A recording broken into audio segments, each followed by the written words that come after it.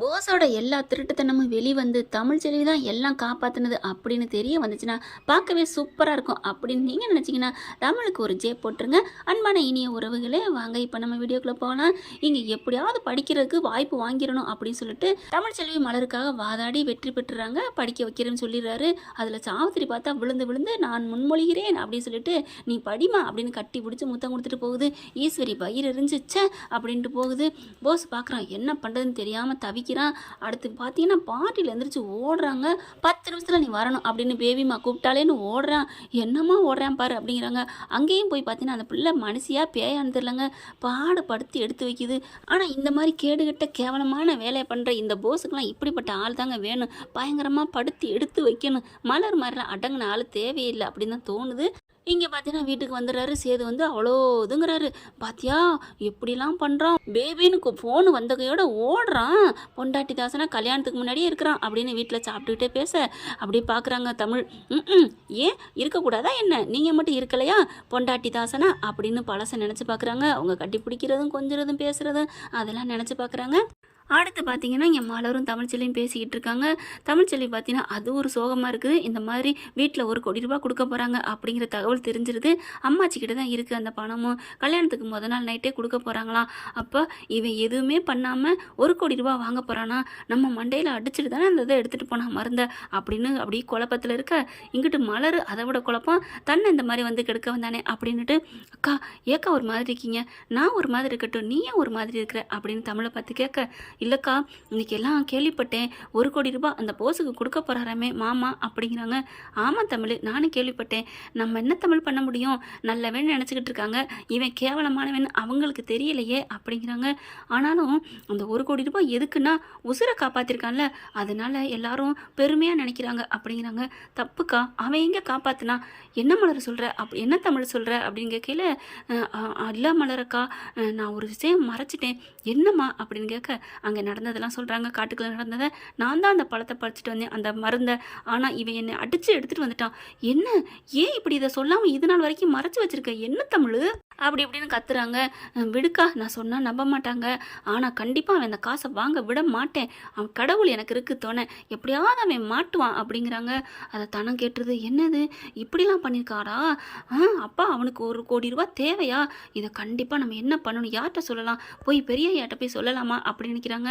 ஆனால் மலர் இருந்துட்டு, தமிழ் நீ நம்ம சேதன்கிட்ட சொல்லியிருக்கலாம் அப்படிங்கிறாங்க. ஐயோ அவரெல்லாம் நம்ப மாட்டார், விடுங்கக்கா அப்படிங்கிறாங்க. அடுத்து பார்த்தா தனம் ரெடியாக நிற்கிதுங்க. எப்படா சேது வருவாருன்ட்டு சேதை பார்த்தேன், மாமா மாமா அவங்ககிட்ட ஒரு விஷயம் பேசணும் அப்படின்னு தனியாக கூட்டி போகுது. என்னடா என்ன பேசு சொல்லு அப்படிங்கிறாங்க. என்ன பேசணும் அப்படின்னு கேட்க, இல்லை நான் ஒரு விஷயம் கேள்விப்பட்டேன், அதை தான் உங்ககிட்ட சொல்ல போகிறேன், சொல்லுமா, அந்த மருந்து எடுத்தாந்து அப்பாவை காப்பாற்றினாங்கல்ல, ஆமாம் போஸ் தான் காப்பாற்றினான், அதுக்காக தான் 1 கோடி ரூபாய் கொடுக்க போகிறாரு. இல்லை மாமா உங்களுக்கு தெரியுமா, அதை காப்பாற்றினது போஸ் மாமா இல்லை, அப்புறம் யாருமா, எல்லாம் நம்ம என் அக்கா தான் அப்படிங்கிறாங்க.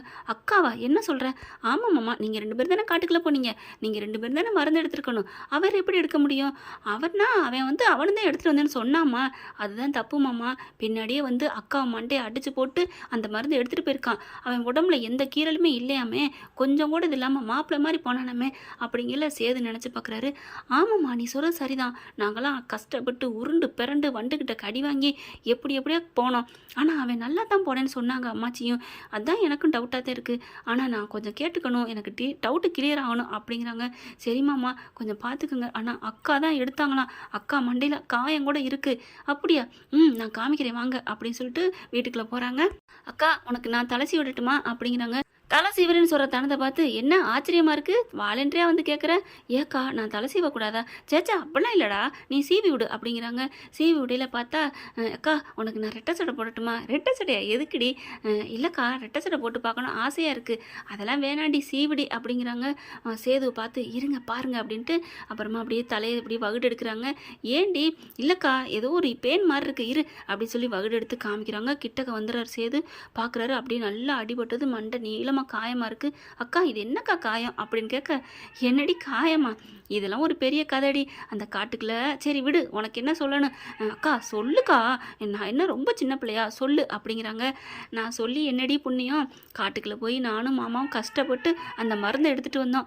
ஆனால் அந்த போசு பைய என் மண்டையில் அடித்து போட்டு எடுத்துகிட்டு போயிட்டான். இங்கே நல்ல பேரும் எடுத்துட்டான், 1,00,00,000 பணமும் வாங்க போகிறான். நான் இதை சொன்னால் யார் நம்ப போகிறா, அப்பா அக்கா மாமா கிட்ட சொல்ல வேண்டியதானக்கா அப்படின்னு சொல்லுது. மாமா என்னையவே நம்ப மாட்டார், நான் சொல்கிறது எங்கடி நம்ப போகிறாரு, விடுடி நீ தலையை சீவிடுத்தானோ அப்படிங்கிறாங்க. அப்படியே பார்க்குறாரு சேது, இவ்வளோ நடந்திருக்கா அப்படின்ட்டு. என்னடி தனம் பேசாமல் இருக்க, பார்த்தீங்களா மாமா பார்த்தீங்களா அப்படின்னு காமிச்சிருது. டக்குன்னு திரும்பி பார்த்தா சேது, ஏய் இவர் எப்படி வந்தார், ஆரம்பத்திலே வந்துட்டார், உன் மண்டையை காமிக்கிறக்கா தான் நான் தலை சீவரேன்னு வந்தேன் அப்படின்னு சொன்னோன்னே பார்க்குறாங்க. என்ன தமிழ் நீ அதை அன்னைக்கே சொல்லலை, நான் சொன்னால் மட்டும் நீங்கள் நம்பிட போகிறீங்களா என்ன அப்படின்னு சொல்லிட்டு போகுது. செம்ம காண்டாராரு, வேக வேகமாக போகிறாரு. மாமா கொஞ்சம் பார்த்து பக்குவமாக பேசுங்க, நான் பார்த்துக்கிறேன் தனம், நீ பேசாமல் இரு அப்படின்ட்டு அவங்க அப்பாட்ட போகிறாங்க. அவங்க அப்பாட்ட போயிட்டு, அப்பா நான் ஒரு உண்மையை சொல்லணும்ப்பா அப்படிங்கிறாரு. என்னடா உண்மை அப்படிங்க, இந்த மாதிரி அப்படின்னு கேள்விப்பட்டது பூரா சொல்கிறாரு. சொன்ன கையோட, ஏண்டா இது நிஜமா உண்மையா, உன் பொட்டாட்டியா இதை எடுத்துகிட்டு வந்துச்சு, ஆமாப்பா அவள் தலையில் நல்லா அடிபட்டுருக்குப்பா அப்படிங்கிறாங்க. ஏண்டா என்னடா பண்ணுறது, அவன் எடுத்துகிட்டு வந்தேன்னு சொல்லிட்டு இருக்கானேடா, இது எதடா நம்புறது, நீங்கள் பேசாமல் இருங்கப்பா, உங்ககிட்ட சொல்லணும்னு தான் வந்தேன், போஸ் வரட்டும் நான் அவன்கிட்ட கேட்குறேன் அப்படிங்கிறாங்க. எப்படா கேட்ப, இருங்கப்பா நான் தனியாக அவன் ரூமில் போய் கேட்கட்டா, இல்லைடா நீ ஓ ரூமுக்கு கூட்டி வச்சு கேளு அப்படிங்கிறாங்க. நான் தனியாக நின்றுக்கிறேன் அப்படிங்கிறாரு. சரிங்கப்பா அப்படின்னு சொல்லிடுறாங்களா. அதுக்கப்புறம் ராஜாங்க தனியாக நின்றுக்கிறாரு. அங்கே பார்த்தா போஸை கூப்பிட்டு வச்சு பேசுகிறாங்க. போஸே இங்கே வாப்பா அப்படின்னு கூப்பிட, என்ன சேதனே அப்படின்னு கேட்க, அண்ணன்லாம் சொல்கிறேன், இல்லைண்ணே நான் தான் திருந்திட்டேன்லண்ணே அதனால தான் அப்படிங்கிறாங்க.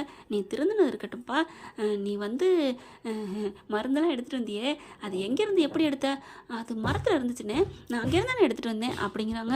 அப்போ அங்கே யாரையுமே பார்க்கலையா, யாரையுமே பார்க்கல, என் பொண்டாட்டியை தமிழ்ச்செல்வியை பார்க்கல, நான் பார்க்கல அப்படிங்கிறாங்க. அப்போ மண்டையில் எப்படி காயம் வந்துச்சு, தெரியலையே, அது யாராவது அடிச்சிருப்பாங்க. ஏண்டா யாராவது அடிச்சிருப்பாங்கன்னு திடீர்னு எப்படி சொல்கிற, கீழே எங்கேயாவது விழுந்திருக்காமல சொல்லணும் அப்படிங்கிறாரு சேது. கரெக்டாக பாயிண்டை பிடிச்சிட்டானே அப்படின்னு நினச்சிட்டு தவிக்கிறாரு. அது வந்தண்ணே அப்படிங்கிறாங்க. டேய் மரியாதையாக சொல்லு, எல்லாம் தெரியும், தமிழ்ச்செல்வி அடித்தது நீ தானே. அண்ணே என்னென்ன சொல்கிற, நானும் அடிக்கலை, டேய் அடித்தது நீ தான்டா, மரியாதையாக உண்மையை ஒத்துக்கிட்டேன்னா அப்பா கிட்ட நான் அந்த விஷயத்தை மூடி மறைச்சிடுவேன், 1,00,00,000 வாங்கி தருவேன், இல்லைன்னு வச்சுக்கேன் அப்படின்னு கேட்க, அண்ணே அதெல்லாம் இல்லைண்ணே அப்படின்னு அடித்து சொல்கிறாங்க. பார்த்தா அங்கேருந்து அவங்க அம்மா வந்துடுறாங்க. ஈஸ்வரியும், என்ன உழுக கூட்டி போனால் என்ன வரலையே அப்படின்ட்டு பார்த்தா இங்கே சண்டை நடந்துட்டுருக்கு. சேது என்ன என் பிள்ளை இந்த மாதிரிலாம் பேசுகிற, அதெல்லாம் இல்லை, என் பிள்ளை அப்பெல்லாம் எந்த தப்பும் பண்ணலை அப்படிங்கிறாங்க. அப்போ அவள் பொய் சொல்கிறாளா, ஆமாம் பொய் சொல்கிறா அப்படிங்கிறாங்க. டேய் வாடா என்னடா நினச்சிட்டு இருக்க அப்படின்னு அடித்து இழுத்துட்டு போகிறாங்க. இந்நேரம் நீ உண்மையை சொல்லியிருப்ப போல இருக்கே, ஏன்டா அப்படி பண்ண அடித்து இழுத்துட்டு போகுது. அவங்க போனதுக்கப்புறம் அவங்க அப்பா வராரு. என்னப்பா சேது அவன் ஒத்துக்க மாட்டேங்கிறான், இதை வச்சு எப்படிப்பா பேச முடியும், ஏதாவது ஆதாரம் தானே பேச முடியும். ஆமாப்பா ஆனால் ஒன்றுப்பா, அவன் சொல்ல வந்தான், ஆனால் சித்தி தான் தடுத்து நிறுத்தி கூட்டு போயிடுச்சு அப்படிங்கிறாங்க. சரி இப்போ என்ன பண்ணலாம், ஒன்றும் பயப்படாதீங்கப்பா, நான் ஒரு வேலை பண்ணிட்டு தான் வந்திருக்கேன், என்னடா சொல்கிற அப்படின்னு கேட்க, அதெல்லாம் மாமா கிட்ட ஒன்று சொல்லிட்டேன், இருக்குது உங்களுக்கு ஆதாரம் தானே வேணும், இருங்க அப்படி பக்காவான ஆதாரம் கிடைக்கும் அப்படிங்கிறாங்க. என்னன்னு பார்த்தா அங்கே உள்ளுக்குள்ளே போயிடுறாங்க. ரூமுக்குள்ளே போயிட்டு இழுத்துட்டு போய் தரன்னு இழுத்துட்டு போயிட்டு அட பாவி இந்நேரம் உண்மையெல்லாம் சொல்ல பார்த்தியாடா அப்படின்னு கேட்க, என்னம்மா என்ன அவரு பக்காவா அப்படியே கேட்குறாரு, நீ தானே அந்த பிள்ளைய அந்த பொண்டாட்டிலாம் சொல்கிறேன், அவன் பொண்டாட்டி அடித்தது நான் தானேன்னு கேட்குறான், அந்த குட்டை கத்திரிக்காய் நான் அடித்தது எப்படி தெரிஞ்சுன்னு தெரியலையே, அவள் சொல்லியிருப்பாடா, இத்தனை நாள் சொல்லாமல் இப்போ ஏன் சொல்லணும், தெரியல, அவளுக்கு எப்பா தோணி இருக்கும் சொல்லிட்டா, நல்ல வேலை நான் வந்து உன்னை தடுத்து நிறுத்திட்டேன். இங்கே பாருடா போஸு, யார் அடிச்சு கேட்டாலும் சரி நீ எதுவுமே சொல்லக்கூடாது, நான் தான் மருந்து எடுத்துகிட்டு வந்தேன்னு சொல்லணும், சரியா, சரிப்பா. அப்புறம் அந்த கூறுகட்ட பெரியப்பேன் பணத்தை கொடுக்காம பண்ணிடுவேன், அவன் ஆளும் அவன் மூஞ்சியும் என்னமோ பணத்தோடய பிறந்த மாதிரி 1,00,00,000 ரூபா பிச்சை காசு போடுறான், அதுக்கு ரொம்ப பில்டப் கொடுக்குறான், கல்யாணத்துக்கு நாள் தான் கொடுப்பேன்னு அப்படின்னு சொன்னா, ஏமா இது பெரியப்பாலாம் கேட்டால் என்ன ஆகும், கேட்டால் கேட்டு போகிறாண்டி அவனுக்கு என்னடி பயம், ஏமா அவர் முன்னாடி பெரியப்பா பெரிய மாமா அப்படின்னு பம்புறீங்க, அப்படி தாண்டி ஆளை பார்த்தா கூட கும்பிட்டு தான் போடணும், அப்புறமா ஏறி மிதிச்சுட்டு போயிட்டே இருக்கணும். இங்கே பாரு போஸு, அந்த எம்எல்ஏ பொண்ணை கல்யாணம் பண்ணோன்னே நீ ராஜாவாக மாறிடணும், இந்த வீட்டு சொத்தையெல்லாம் நீ எப்படியாவது எழுதி வாங்கணும், நீ தாண்டா ராஜாவாக இருக்கணும், நான் இவ்வளோ பாடுபட்டு இருக்கேன், நீ என்னடானா நேரம் பிரச்சனையில் மாட்ட தெரிஞ்சால் வாயை விட்டு உளறிருப்ப. அம்மா அப்படிலாம் இல்லைம்மா, நான் சொல்லியிருக்க மாட்டேன், கிழிச்ச நான் மட்டும் வரலைன்னா ஜஸ்ட்டு கொஞ்ச நேரம் உண்மையை உளறிருப்ப, அம்படுதேன் நம்ம எல்லாரும் அவுட் அவுட் ஹவுஸா இல்லை கார் செட்டா இல்லை வீதியான்னு தெரிஞ்சிருக்காது. எல்லாத்தையும் சொல்லி எல்லாத்தையும் அனுப்பி விட்டுருப்பேன். நல்ல வேளை கடவுள் நம்ம பக்கம் இருக்கான். இதுவும் இல்லாமல் இன்னொன்று பண்ணேன் தெரியுமாடி, இந்த பையன் பண்ணுறது அப்படின்னு அடிக்கிறாங்க. அம்மா ஏம்மா அடிக்கிற? ஆமாடா, போயிட்டு அவகிட்ட போய் சாணி செட்டில் அடி வாங்கிட்டு வந்தப்பாரு. அதை என்ன சொல்லுவேன், போய் வேணான்னு வெட்டி விட்டவள போய் ஆசையில் காமத்தில் போய் தொட்டிருக்கான் அப்படின்னு சொல்கிறாங்க. அப்படியே பார்த்தா அம்மா என்னம்மா நீ அதையே சொல்லிட்டு இருக்க அப்படிங்கிறாங்க. சீ வாய மூடுறா அப்படிங்கிறாங்க. இனிமே பக்குவமாக இருந்துக்கோ, கல்யாணம் முடிகிற வரைக்கும் அடக்கி உடக்கி இரு. அவளும் பெரிய ராங்கி மாதிரி இருக்கா, அவளை நீ கல்யாணம் பண்ணிட்டு என்ன பாடுபட போறியன்னு தெரியல. ஆனால் அவளை அடக்கி வை போஸு. அவளை உனக்கு பிடிக்குதோ இல்லையோ, உனக்கு பிடிச்சா அதெல்லாம் யாரை உனக்கு பிடிச்சிருந்தாலும் சரி, கல்யாணத்துக்கு அப்புறம் நீ என்ன வேணாலும் பண்ணிக்கோ, அவளை நீ என்ன வேணாலும் பண்ணிக்கோ, எத்தனை பேரை வச்சுக்கிறியோ அதெல்லாம் எனக்கு தெரியாது, ஆனால் கல்யாணம் முடியணும், அது வரைக்கும் வாழை சுட்டிட்டு இருடா அப்படிங்கிறாங்க. அதுக்கப்புறம் போயிடுறாங்களா. போனதுக்கப்புறம் கரெக்டாக நம்ம கருப்பு போயிட்டு அந்த வச்ச ஃபோனை எடுத்துகிட்டு வராரு. எடுத்துகிட்டு வந்து ஐயா மாமா வாங்க அப்படின்னு சொல்லிட்டு சேது வா அப்படின்னு சொல்லி கூப்பிட்றாங்க. என்ன எல்லாம் எடுத்துட்டியா? அதெல்லாம் பக்காவாக எடுத்துருச்சு அப்படின்ட்டு ஃபோனை போட்டு பார்க்குறாங்க. அப்போ தான் ராஜாங்க சொல்கிறாரு, ஒன்றும் இருக்காதுப்பா, என்ன இருக்க போகுது அப்பா என்ன நினச்சிட்டு இருக்கீங்க பாருங்கள், ஏதாவது அவங்க பேசியிருப்பாங்க, அதனால தான் நான் தனியாக கூப்பிட்டு வந்தேன். இவன் உண்மையே சொல்லாட்டியும் அங்கே தனியாக ரூமில் போய் அவங்க வீட்டில் திட்டு கிடைக்குன்ட்டு இப்போ பாருங்கள், வாக்குமூலங்கிறது நேரில் சொல்கிறத விட தனியாக விட்டு பதியணும்ப்பா, அதில் தான் சூப்பராக பக்காவாக இருக்கும் அப்படிங்கிற பார்த்தா அந்த ராஜாங்க ஒரு கூமுட்டை அப்படி இப்படின்னு இருக்கா. எல்லாத்தையும் கேட்குறாங்க. கேட்டுட்டு அப்படியே வாயில் கைய வைக்கிறாரு நம்ம அண்ணன் கருப்பு. ஐயோ சேது என்ன இப்படிலாம் பேசுகிறாங்க அம்மாடியோ அப்படிங்கிறாங்க. அதுக்கப்புறம் மலரை போய் கை வச்சான் இல்லையா, அதை கேட்டோன்னு ஆடி போகிறாரு சேதுவும். சே இப்படி ஒரு எச்சக்கலை நாயா இருக்கானே, இவனை போய் நம்பிக்கிட்டு வீட்டில் வச்சுருக்கீங்களப்பா, பாவம்ப்பா தமிழ்ச்செல்வி அப்படிங்கிற கருப்பு சொல்கிறாரு. ஆமாம் மாமா, நம்ம தமிழ்ச்செல்வி தான் நம்ம குடும்பத்துக்காக எவ்வளோ பாடுபட்டுருக்குன்னு இப்போ தெரியுதா? அந்த பிள்ளை தானே கஷ்டப்பட்டு மருந்து எடுத்து வந்திருக்கு. இப்போ அப்படின்னா உங்கள் உயிரை காப்பாற்றினது அந்த பிள்ளை தான். அந்த பிள்ளை எடுத்த மருந்தை இவன் அடித்து போட்டு கொண்டாந்துருக்கான். பாவம் அந்த பிள்ளை மண்டை அடியோடு கடந்திருக்கு. நம்ம அதெல்லாம் நினைக்காம விட்டுட்டோமே மாமா அப்படிங்கிறாங்க.